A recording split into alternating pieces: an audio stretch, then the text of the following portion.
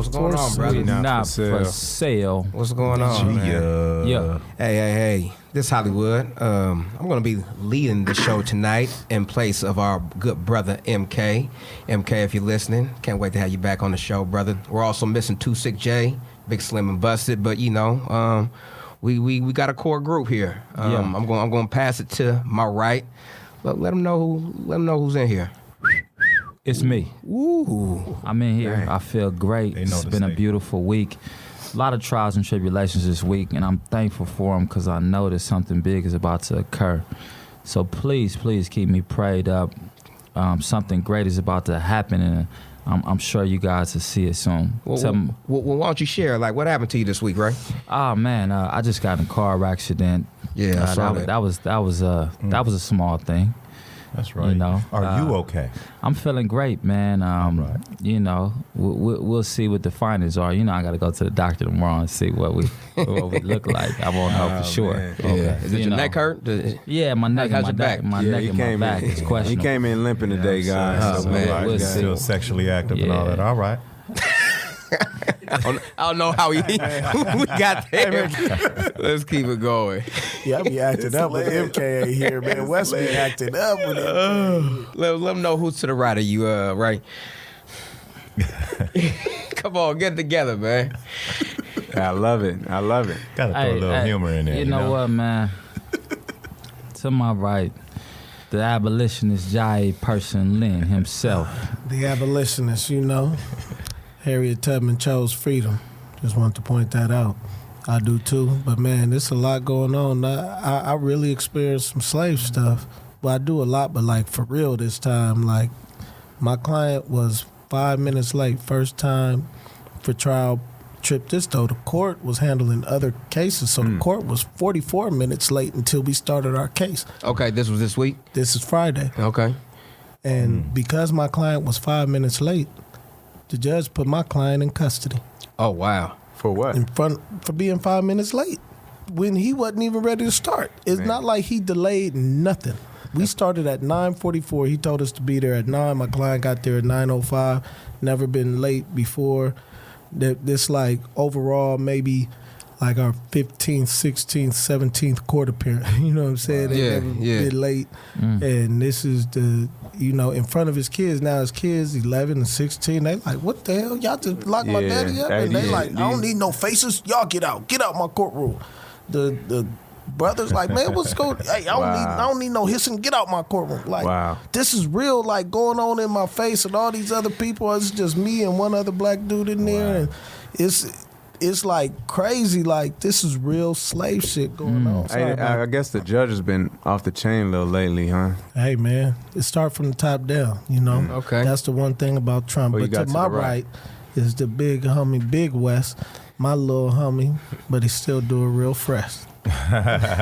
What's up, family? Microphone check 1 2 1 2. Some dreams stay dreams. Some dreams come true. Okay, and, that was real smooth. I had a great week, great 2 weeks. I had to, it's Libra season. I had to take care of wifey. Took her on that Mamba copter. Had a beautiful day. And for those who don't know what the Mamba copter is, like, why don't you let them know what exactly that is? Kobe Bryant helicopter. And I was blessed and fortunate to borrow it and treat wife for her birthday and make it a lovely day. But I'm feeling blessed. I came from a beautiful extravaganza. Shout out to Christy. She had a great Children Striving Together as her nonprofit. Nice. Sold out. Salute. And it was just so many great, beautiful people in the building. Now let's she had a gala this weekend, Saturday. Yeah. So Children Striving Together. Absolutely. Christy, the gala was a success. The building was packed. People were looking good. Yeah. People won awards. Little, L Boogie brought home the best dress award for the child's division. But I mean, West over here, you snagged the best dress award. And you said that earlier this week, how you wanted to win the best dress award this year. I was just actually just saying it. I guess, you spoken it to fruition.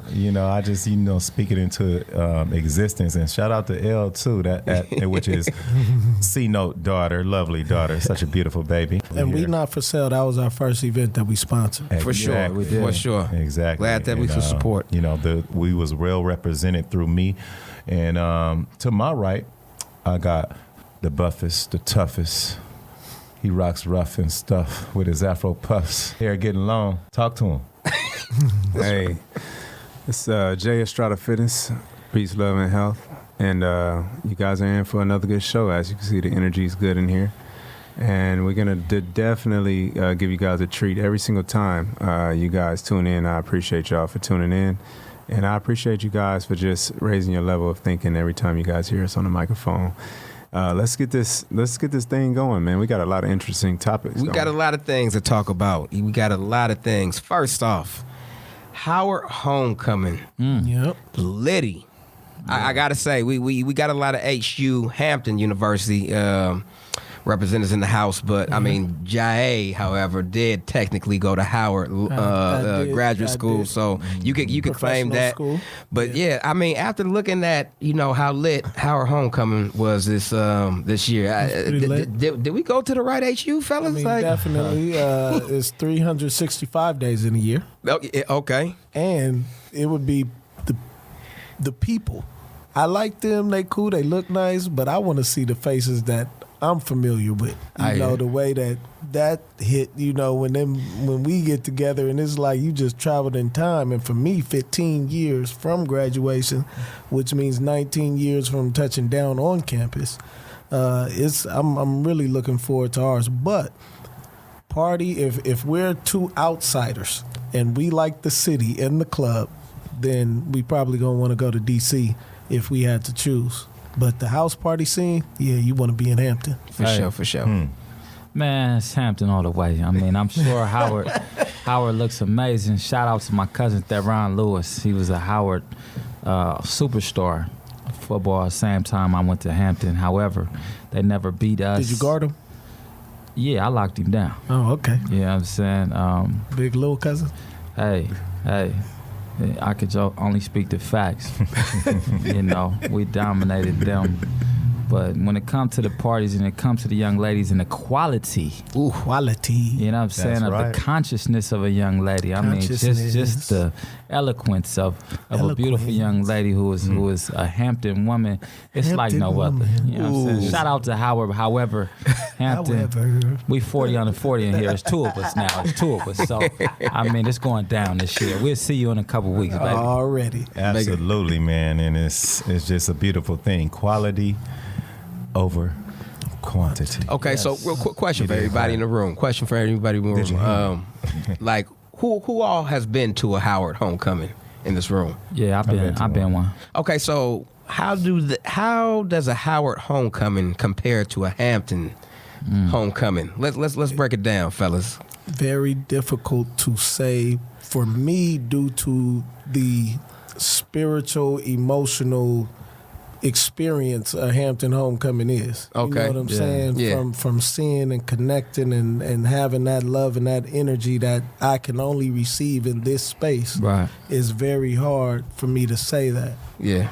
I think Howard homecoming is more of a national show. Yeah, it's for the city. I believe, they generally have bigger artists. Mm-hmm. They generally, put more money into the entertainment factor.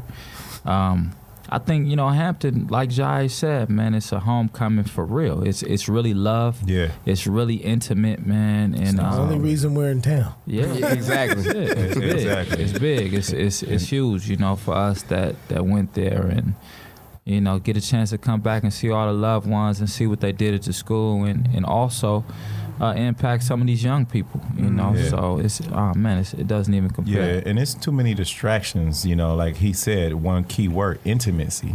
Is that you go to Howard homecoming, which I have done on many occasions, but it reminds me. I mean, we from Los Angeles, so we already used to the fast city, the show. Yeah. So it's like we're not looking for that. We're more so going for our brotherhood, our sisterhood, the relationship, the quality.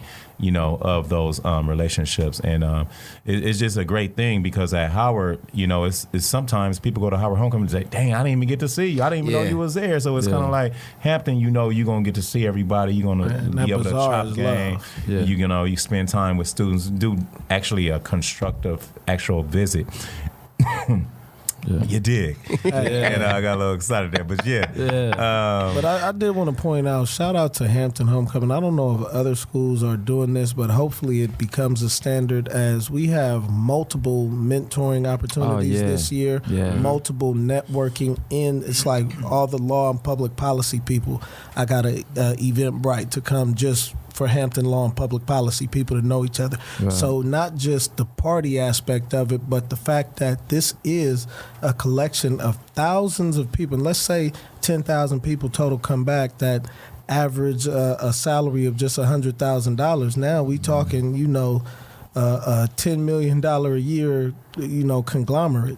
Yeah. And that's what, or probably a whole lot more. I ain't add all the zeros in my head, but it's a very significant thing, and to use it that way. And the brothers that did meet at Hampton Homecoming and started the vacation home business, Carrington Carter, Calvin Butts. That's the model now. Yeah, dope. And it's safer. This is like the difference between Irvine and Compton. Yeah. Now, I mean, being a Hampton alumni, I could speak to that too. I could definitely feel y'all brothers when you say like it's more intimate at Hampton.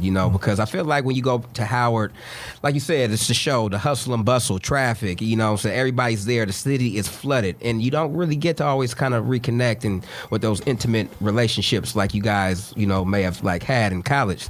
So that's one thing for me I look forward to when I go back to Hampton is to kind of like pick up with the homies from the East Coast or Midwest or wherever they was from. It just kind of where we left off, and just kind of enjoy each other's company and catch up and figure out how we could reconnect in the future.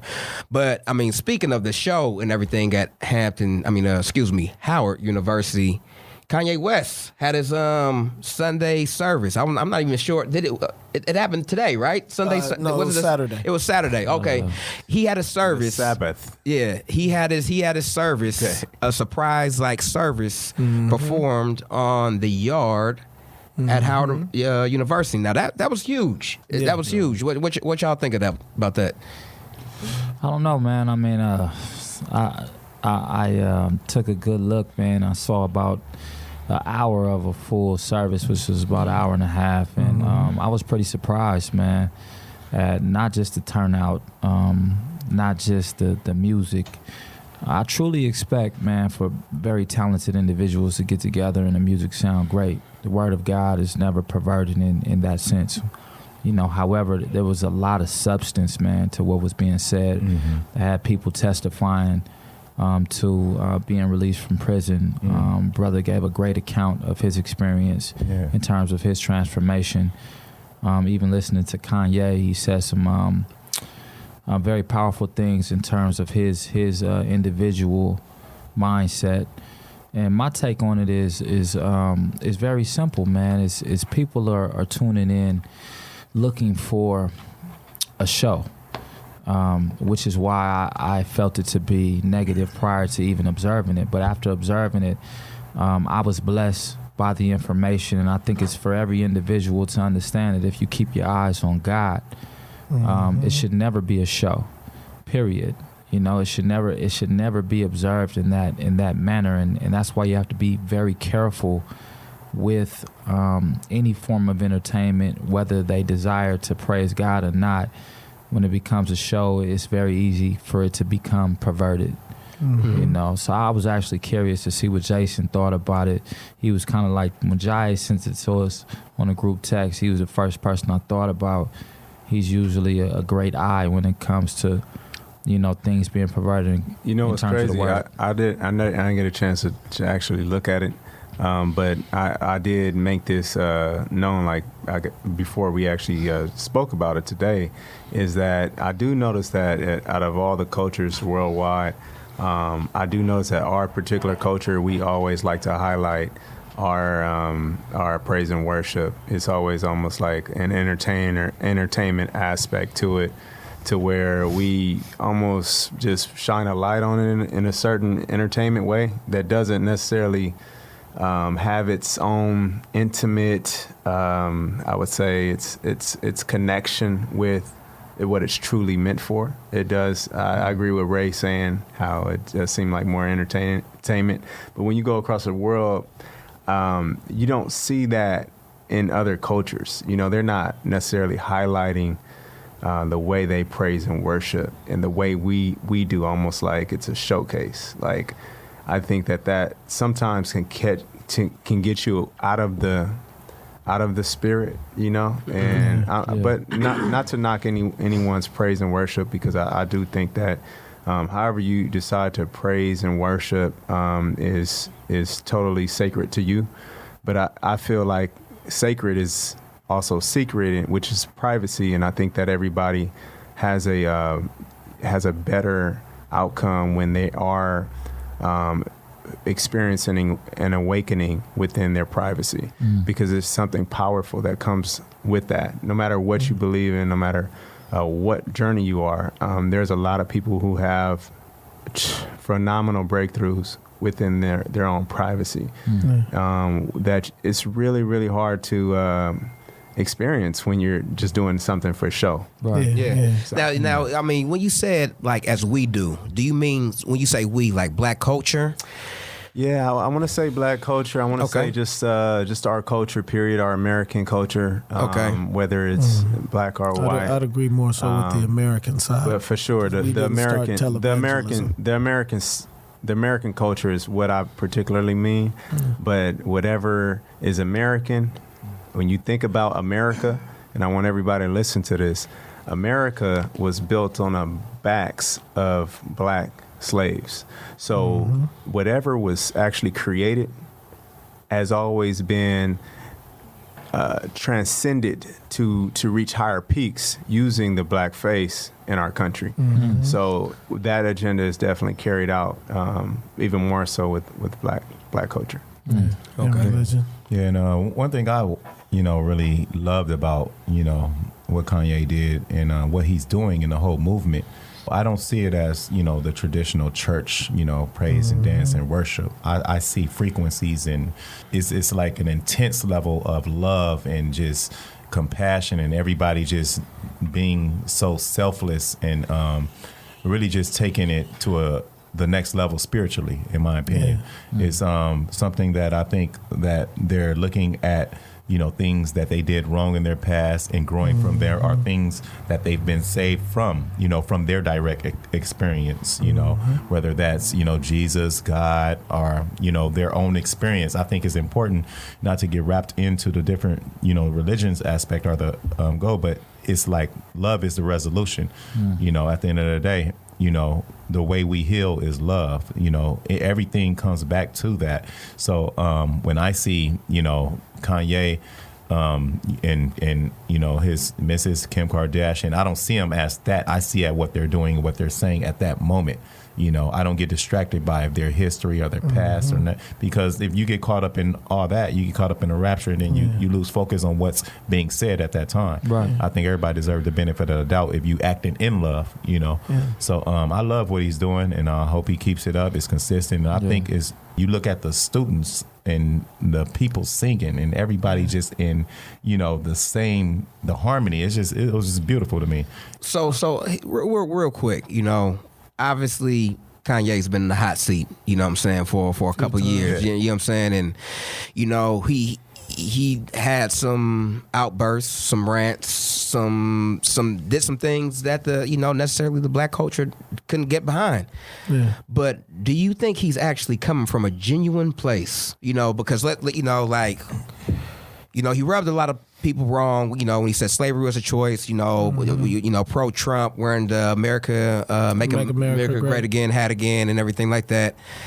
And he saw that he had fucked up, you know what I'm saying? Like his people were still buying them damn shoes and shit like that. Yeah. But he saw that he was like disconnecting from the black culture. But, and then he went home. He found Jesus. When watching that clip earlier, he said he was going to have a Sunday service every Sunday, and then like a week 6, I think he said that's when he was almost born again. Delivered. I think he said like 4 months in. 4 months in. Okay, 4 months in. Okay, so. But do you just actually think he's actually coming from a genuine place, because he is selling merch? Well, let me that says Holy Spirit, Holy Ghost for like $100 a pop and everything like that. Let me tell you this. One, he does have to fund that band and that choir and that stage setup and all of that because he's not selling tickets to this, right? So How you know he has to fund that? who else is funding it, Chris? Like, Man, if somebody said, "Hey, dog, you want to play with Kanye West this morning?" Like, you know what I'm saying? Like, you take the time these people are taking out of their life to go to DC for just for the church. Hey, maybe, man. maybe It's a hell of a name to put on your resume. Hey, it is, and maybe that's it. I don't know, but I know a couple of the people I know are professionals and definitely could be getting paid. I'll add this. Yeah. Anytime I'm watching something, and like I said, I still have yet to check it out, but I've seen a couple of other ones, and sometimes when I watch something, is I watch it with the sound off. And if you're watching it with the sound off, you pay attention to how he's in the middle, how everyone is like looking or facing him, right? Yeah. And praising, almost like praising Well, him. nah, man, I think you putting extras on that because every pastor is on stage at every church that everybody's looking at. You know what I'm saying? And that's why. That's my point. You did say you didn't see it, so I did right. A good portion of it. That's my point. And that's what the I'm whole saying point. And what he said today was, God humbled me. I was walking around talking about Jesus. You know, so he's acknowledging that. Yeah. He pointed that out, even with the MAGA hat. That's why when he went to the Oval Office, he brought a Make America Great hat and was like, I want you to wear that. I recognize that again part. Even though what he was saying was the fact of complete outsider. I didn't even vote. He said that. He didn't vote. But the fact of complete outsider could come in is what he's is that whole thing, even dealing with Trump. But we have to remember, like, this is Kanye West who came out with Jesus Walks. So when we talk about his motivation, the black community does have the Apollo Theater, who had people that they started getting booed, they started changing their song the gospel, and they made it through their performance. So we know we know that history is there. Yeah. But because of Kanye's history and who we know him to be, another powerful thing he said today is that I'm one of the few black people in America that's on TV and the internet saying exactly how I feel. That was a bar. That was a bar. I think, there's a lot of propaganda to entertainment, and there is a lot of falsehoods when it comes to the Word of God, and there's a lot of perversion when it comes to the Word of God. The Word of God is also very powerful. And like Jason always likes to mention, the religion of God is very misleading and very profitable. It's been that way from the beginning of time. Shout out to all the prophets, and the false prophets. And we have to keep our eyes, man, on God. And I think some things that I saw today were very powerful in terms of being spiritually equipped to handle them. And the issue being, I remember. We went to a Kanye West concert. All of us went. We went as a guest of Jason and Josh, and it was our first time being introduced to Kendrick. And Kendrick, we got a chance to talk to him a lot. He was talking about Kanye, dropping a lot of gems to him and giving him an opportunity to be on tour. And then we got a chance to watch the show, and I was disturbed. Staples? Yeah, Staples Center. Yeah, 2013. Shout out to K-Dot. We was all there, and I was disturbed at the show. I was very disturbed at the show, man, because I saw some things that misrepresented Christ, and I saw image, the nuns stripping. Just things that to me didn't represent anyone who had faith in Jesus Christ would say or do, specifically Jesus. Now, remember, I told Hollywood. And I said, just that chant alone and him accepting that and egging that on, lets me know where his heart is at. Watching the clip that Jai showed me doesn't indicate that his heart is with God or Jesus at all. What it indicates is that he's saying it. And my point being to anybody who's listening to the show or anybody who's watching anyone's life, you'll know a tree by the fruit that it bears. However, you won't always get a chance to watch that fruit, and it's not your job to eat of that tree. That means that you have to recognize that people have to have a relationship with Christ on their own. Whether it's genuine or not, you have to make sure your relationship is genuine, sacred, and not be judgmental enough to try to differentiate when someone is or when someone isn't. Yeah. We all know who are in the Word of God that Satan was a minister of music. All right. He was able to manipulate angels with music, specifically based upon how his body was constructed of jewels and of imagery that reflected the light of God. So when I see a person who is very talented at music, as a Christian who is adapt to falsehoods and false prophets, I become a skeptic. However, when the word of God is speaking to me, it doesn't matter who's giving it, whether it be a child or a man. His hypocritical nature does not supersede God's ability to use him. So it doesn't matter if his heart is genuine or not, people. If you're in attendance, I'm not talking about going for the show, but look up the word attendance, you'll see something different. If you're in attendance of his Sunday service and you are blessed by it, God bless you. If you are in attendance and you are perverted by something, you need to leave and never come back. Bottom line is the Spirit will speak through you. Yeah. Shout out to the gospel. It will speak through you, and you'll have to walk as you so see fit, as God has led you. There it is. There it is. You took the words right out of my mouth. Nice. Took the words right out of my mouth. Good job, Raymond. I think what you're saying is very true, because when you look at, take the mind frame of people that's actually there in attendance and actually uniting and fellowshipping with one another. I don't care if he's genuine or not. The fact that it's bringing unity and love and empowerment spiritually, mentally, it's a beautiful thing to me. And I'm not never concerned with the messenger, because we all have flaws. A lot of times, to Jason's point, Kanye will be just sitting in the back of the stage. I watched a lot of other Sunday gospel. He let this other performer, I don't know if it was the bishop, the pastor, or just one of the worship leaders, let them perform for a whole hour where he just rejoiced in the back.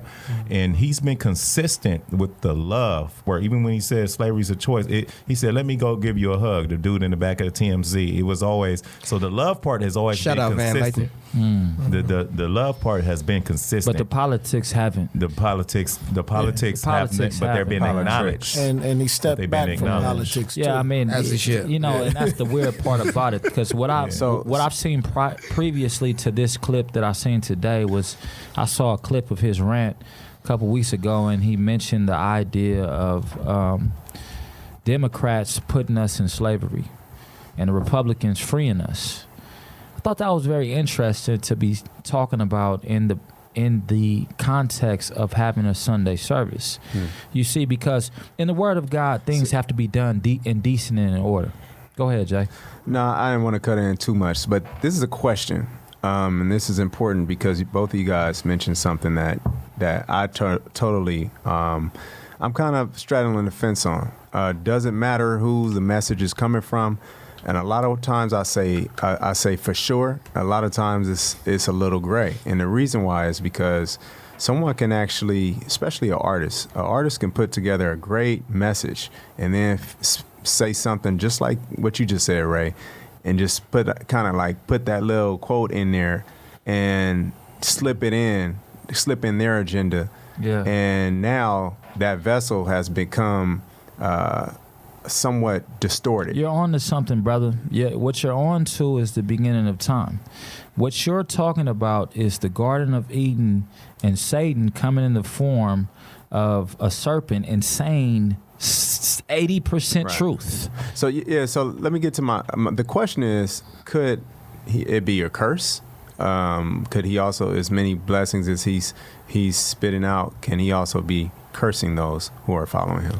Jai. I think there are no arbitrary blessings is the way the pastor at my church explained that, right? So you got this great ability to teach and to train and to help people with their body, right? Now everybody wants you. Now you got your babies to raise, and it's your gift can take you away from your actual babies, right? So that's why there are no arbitrary blessings. So there's nothing that's just going to come for free. Every yin has its yang, and that's the way I believe God intended it. And that's where the choice comes in for us, is to decide which side of that in the instances that we have the power to do such, decide which side of that we're going to be on. Yeah, we got to be careful with it. I mean, we really got to put ourselves in position to be thinkers and not doers. I told my dad something that stuck with me. Funny, you know, my mouth was speaking, but my ears were receiving. Something I got from Wes. Simple thing, man. Be less of an example, more of a testimony. That means that people need to really be observant about what kind of example they're trying to make and just sit back and let God use you. If someone asks you, then share. If you have a gift that involves evangelism or activism in some sorts that is publicly known, then please take care of that gift. And those are the things I feel are important. All right. So yeah, I mean, to wrap it up on Kanye, I think he's headed in a good direction, speaking to the people, and you know, he set a bar. There's not a lot of black men that's in his position with his platform. Right. So you know, I'm glad that he is using his platform the way he's using that. But speaking of black men, you know, I think we all know how to be black men in America, and I'm just gonna get on our topic for tonight's episode: words that offend black men. Yeah. Let's talk about it, y'all. Like, what words offend you as a black man? Right off the top, man, one of the things that really makes me stop in my tracks and want to converse with somebody is the word boy.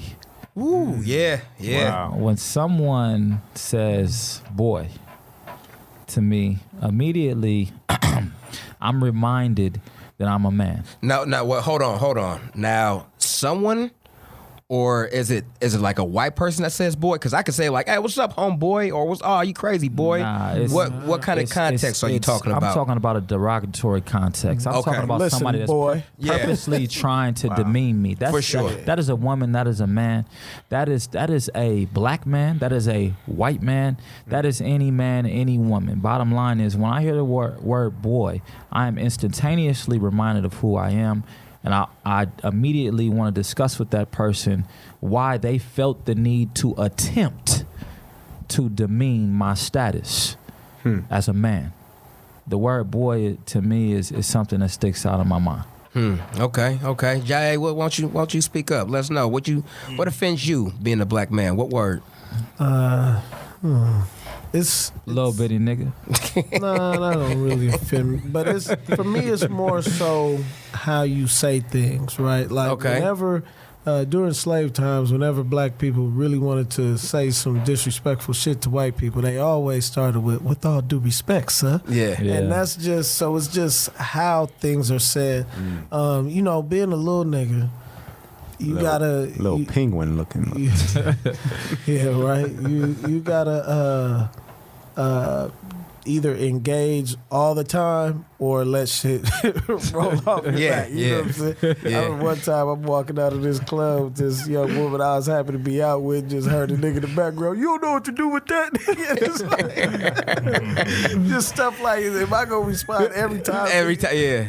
So that is like, true. We know you don't have a dick for that, man. We know you don't have it. Moving on, like you were saying, Jay. Don't pay this nigga no mind, man. I want to hear Josh. Yeah, Josh, it's on you, dog. It's on you. What words are you offended by?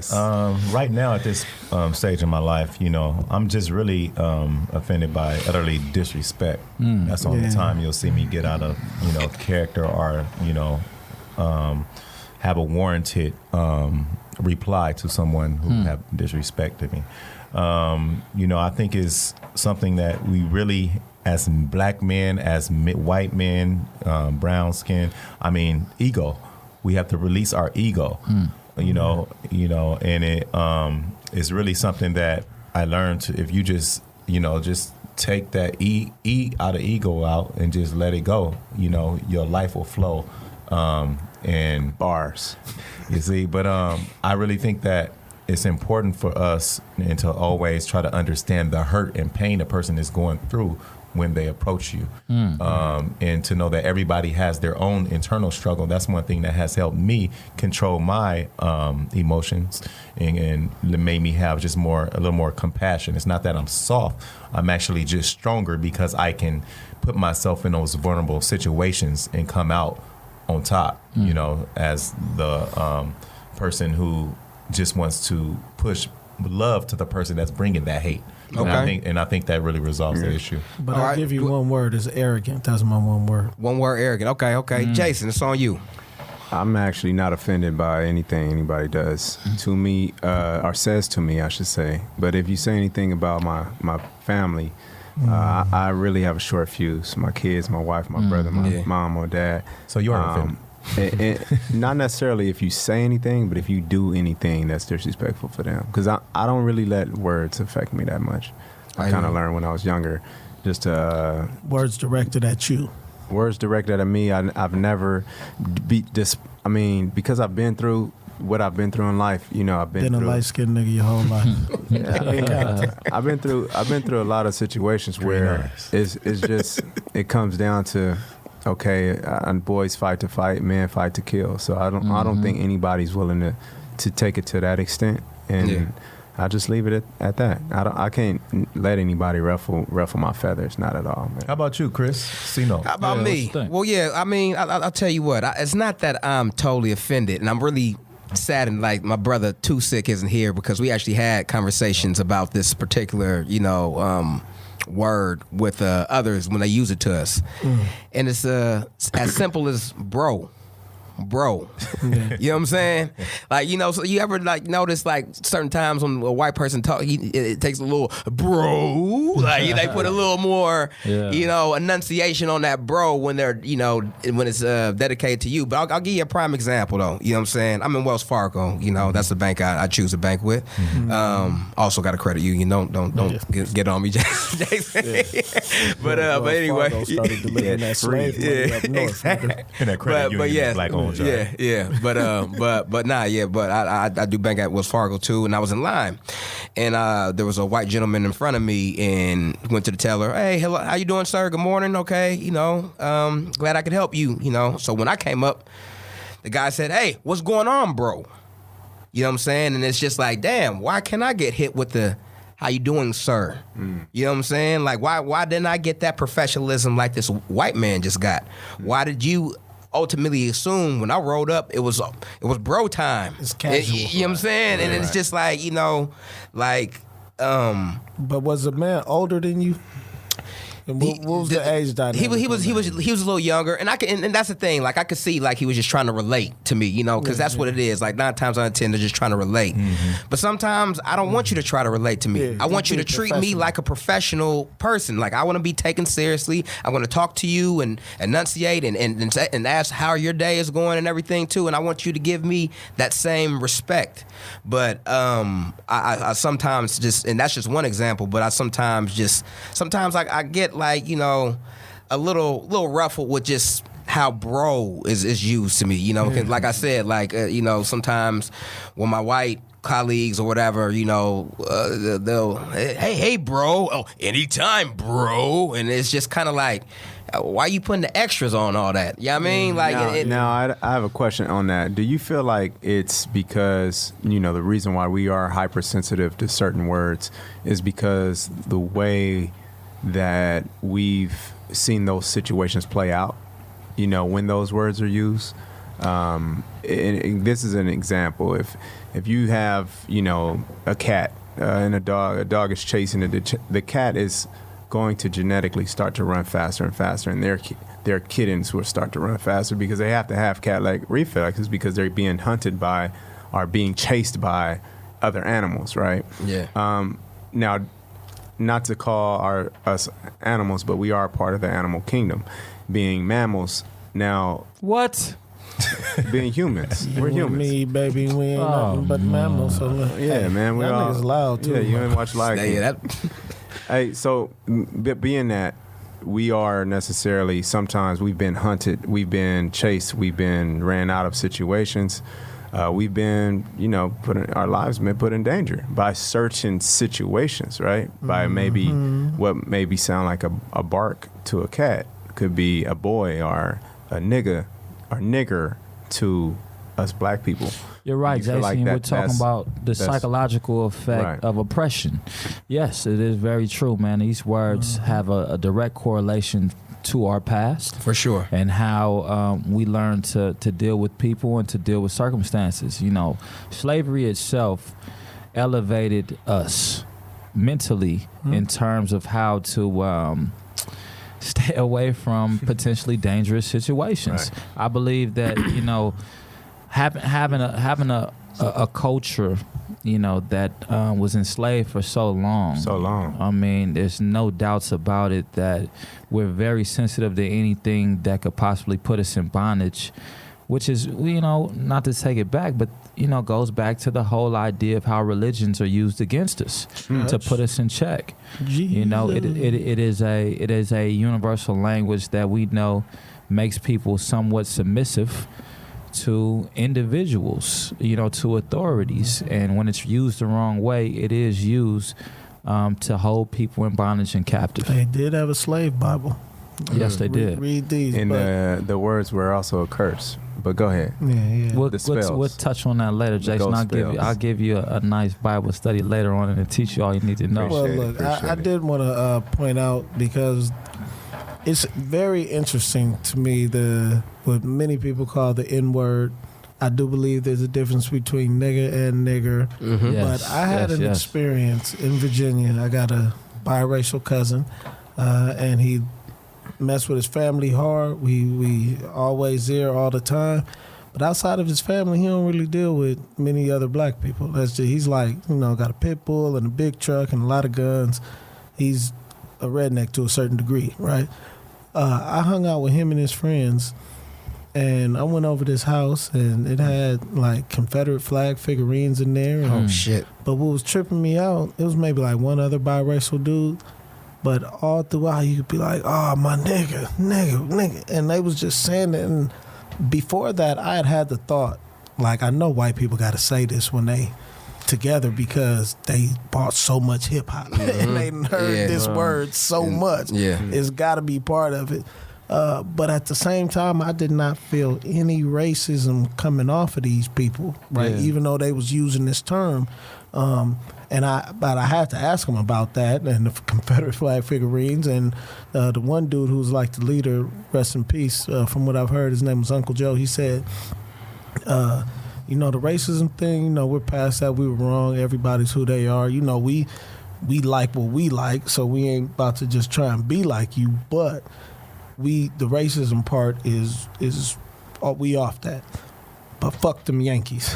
Like, and I was like, oh, so that's what that was. Now, I got cousins I told that story to, and I don't give a fuck who they are, how cool they think they are. They better not never say nigger, or any derivative of that word around me. Yeah. And I fully understand them. I'm just, you know, more so I'm okay with certain things, and even up to that, but it's I'm still very limited on that. So I just want to bring up that nigga word with white people. Is there a time that is cool for them to say? Never a time when No. I also would add to that and say, I don't think it's not okay not to have not to take offense or to have a short fuse, because honestly, man, you got to think about what we've been through, just in our generation, what our parents been through, what their parents have been through. It's not over with. I don't feel like we're not past anything. So it's like these things, when they strike a certain nerve, man, they could literally set off a nation. Yeah. Now, but you said that you aren't, you know, with your upbringing and how you deal with stuff, you said you won't let words offend you. So if there was like a white person cut you off in traffic or whatever, scream out the window, "You fucking sand nigger," or whatever. No. Like, that you know, that wouldn't offend me, because I think the word. He light skinned. See what I did there? But I caught that. Well, actually, I've been dark skinned. Nah, you been chocolate snipes or whatever. Off. You I will say that in that example, that's an extreme example of how I wouldn't let words offend me. But I'll say a more narrow example. I was in college, and the professor at my college literally told me that he was going to make my time there more difficult, more of a problem because of this. And he pointed to the backside of his hand. He said, "Because you're black." And that was more that Chapman University? Yes, it was Chapman University. Okay. And that what was the race of this professor? he was white, and he just recently got or just recently resigned for having a racial tension incident on campus. But this happened in our privacy, and I didn't have any cameras. This social media is not out at this time. I'm literally, it's just me and him, and I was showing him some of my letters that I was getting for potential internships that summer from professional sports teams, and he said, "See, Jason, this is why So I said, "Why does it feel like you guys are being more prejudiced towards me than anyone else in this program?" And I was the only black person in their athletic training program. He said, "Well, this is why. You know, if anybody is again going to get selected to be a professional athletic trainer, it's going to be you." And I said, "Well, why is that?" And he said, "Because of this. So that's why we're going to make it hard for you here at Chapman." And so when he said that was probably the biggest thing that offended me, but it was only because this was the chairman of my department. Yeah. So it was more like a systematic type of That's real racism where he was like, "Okay, I'm gonna stand in front of your progress and your ability to even have this opportunity if I am able to." Yeah. So I checked out of school the next week, and the rest is history, man. The coolest thing about, to me, that story you just gave, Jason, was that gentleman was actually honest with you to your face. To your face, yeah. You know, systematically, it's the opposite. You know, systematic injustice means that the system has no words.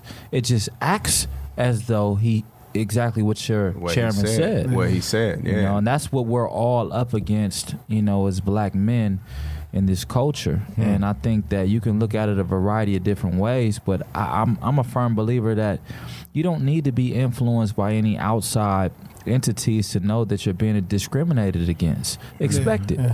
Expect for your work and your progress to be that much harder, and take on challenges as such in all fields and all professions, especially black women.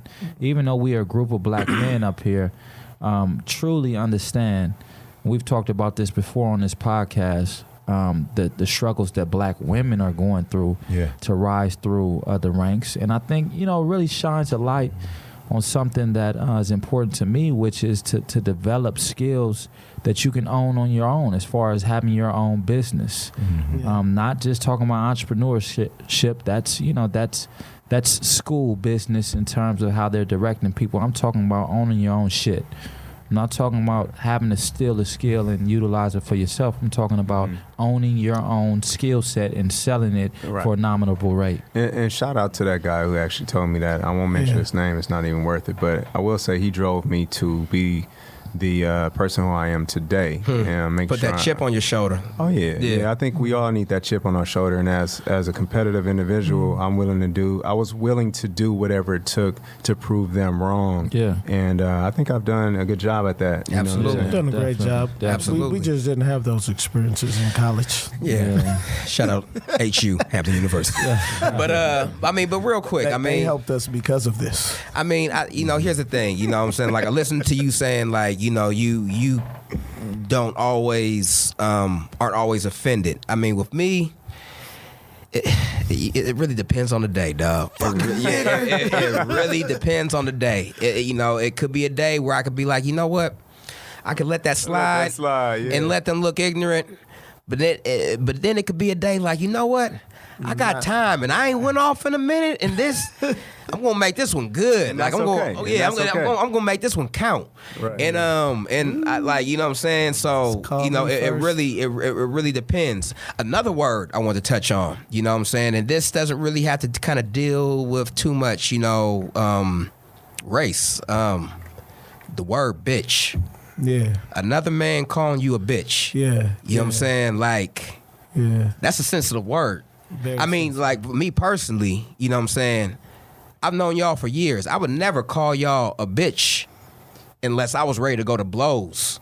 You know what I'm saying? Like that. That's what that word means. Yeah, that's like serious. But here's the thing though. That I just looking on the gram and kind of seeing the youth come up, like they kind of use this bitch. They throw this bitch word around so freely, just bitch ass. So shut your bitch ass, and it's just like, whoa. Part of that is just that the whole like the culture, the in the black community, the trans culture was like setting the standards for a lot of black women culture. So that they started that bitch. Then you had black women calling each other's bitch. Then they raising their kids hearing this bitch.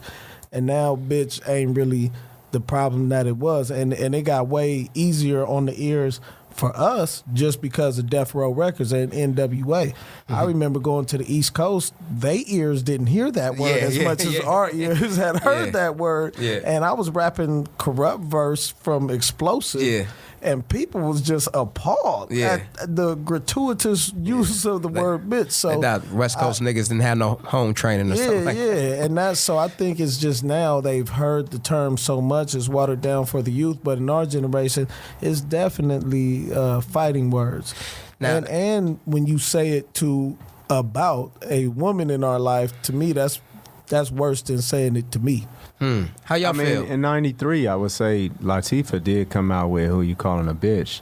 I don't know if that was subliminally, thrown at people who use the word in music, or if it was people who use the word on the street. But I mean, she from the East Coast. She did, but bitch was a bad thing. It wasn't like what's this one song? I'm a boss ass bitch.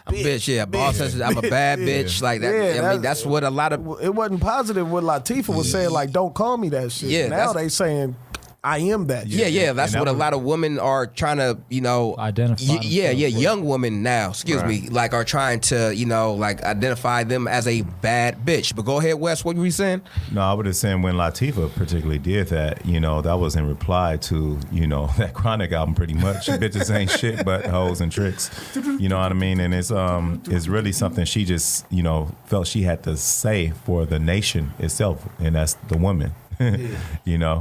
The woman is the nation. So I believe that, that term has always been something that has offended people when it comes to men. Since we're talking about men, nobody is going to say that word in your presence unless you want to fight, pretty much. You know, and I think that's really, understood. I remember we took it, we took that in our circle and used it as a term of endearment, kind of like how they reversed the nigga versus the nigger. We start saying the bitches. And the bitches meant that a beautiful woman was spotted. Right. So when we saw a beautiful woman, she the bitches. Mm-hmm. Like, she the bitches. So we kind of like changed that word and kind of made it up in terms of endearment and, amongst ourselves, though. Until, the people, women would hear us be like, wait, what do you mean? No, that just means you're beautiful. And they're like, oh. I'm the bitches. It's the way we say it. I'm the bitches. Like, all right, I'm the, but yeah, I just wanted to say it's all game. It's all how you want to, use the term and, set it off to your life. Ray, how you feel about it? Man, it's a tough word. And I think, if a person, throws that word at me, I'm definitely be offended.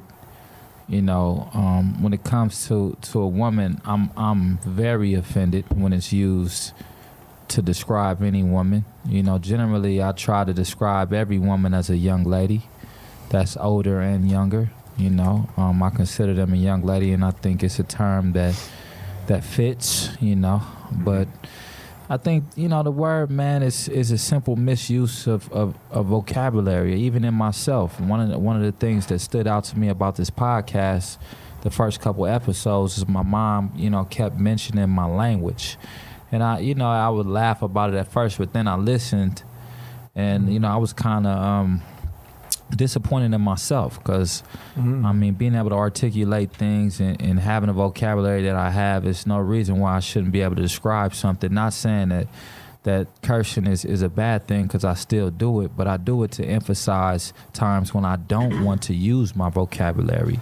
So, I think bitch is another one of those words. It's like if you're utilizing that to describe something, just like you said, Hollywood, you must want to fight. Yeah.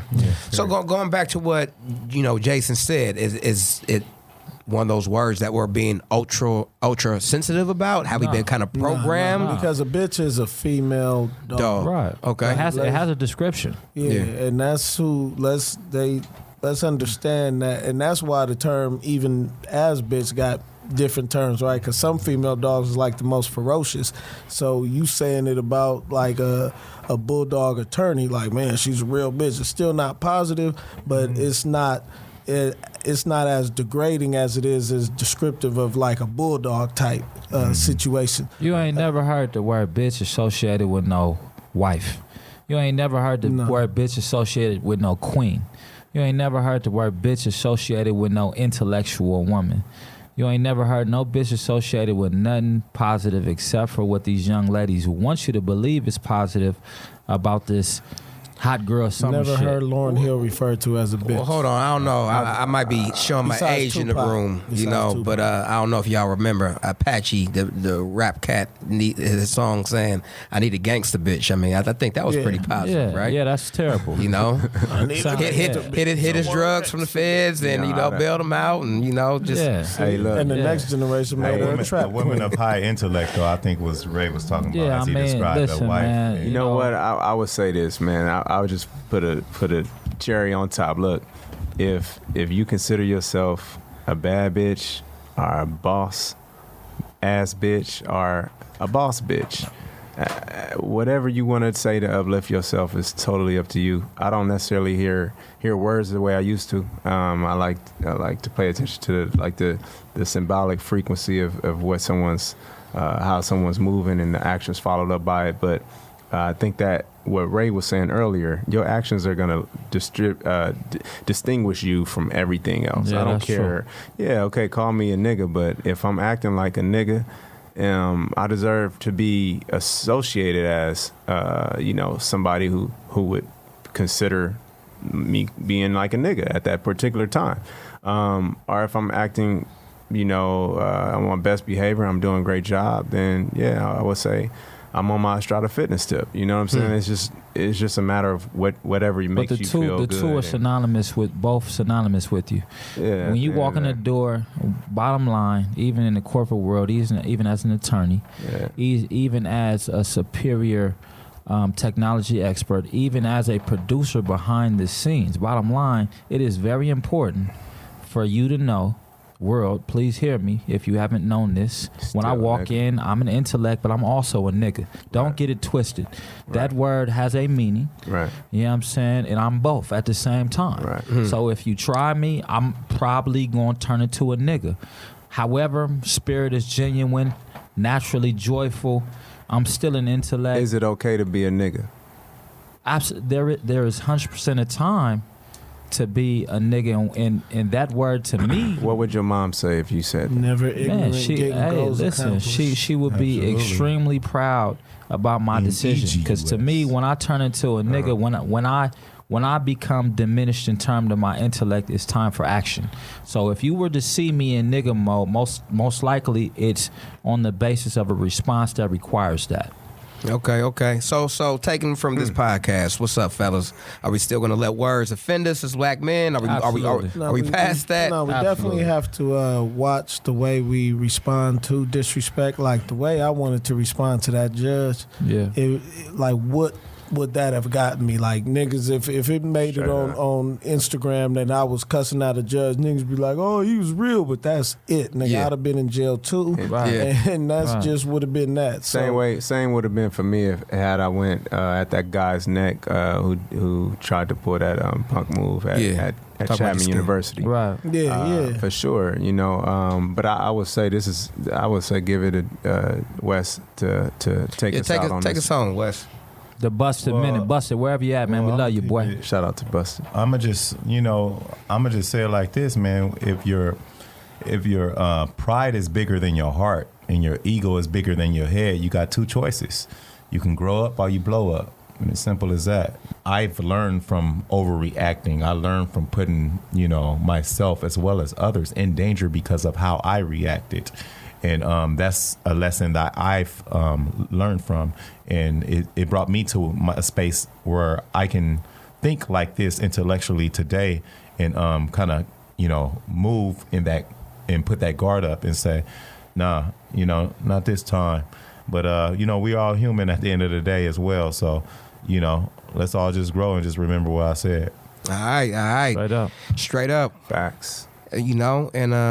like MK says, validation is for parking. Hey. And we don't need that shit. So open up that punk ass exit gate and let us out, man, because we not for sale.